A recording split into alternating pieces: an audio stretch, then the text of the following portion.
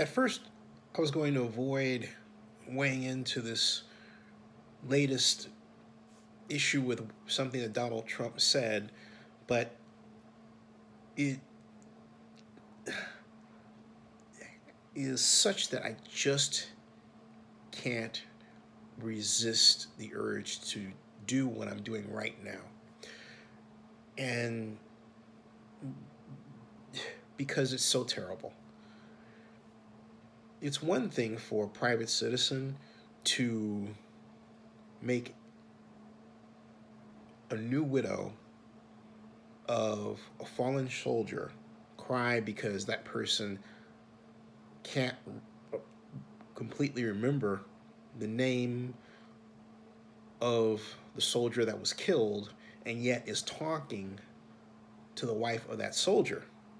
But it's quite another when the private citizen who does that becomes president of the United States, which is what Donald Trump is. Never in the history of this country have we had a president show such disrespect for wives who've been left without their husbands. In fact, what this reminds me of is why my good friend Christy Kaufman, who I should talk to about this, created her company Code of Support to help veterans, widows, women, people who've lost husbands and family members to war. And I can only imagine what Christy would say about this, but what I'm thinking right now is our laws should be changed in such a way that when a president of the United States does this, that person can be removed immediately.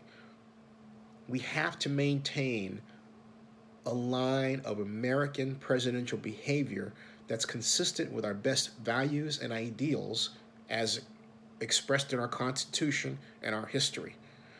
We cannot simply say, as some people do on some pundit shows, well, he, meaning Donald Trump, just isn't the person that's going to be empathetic and apologetic. Whoa, that's insane. You mean to tell me that because he's president, we have to accept his behavior? We have to basically just, hey, throw in the towel and say, oh, that's it. He's president, and we have to put up with anything he does, and, well, he's this way. No, we don't, and we shouldn't. And to do that is to quite simply participate in the decline of American values.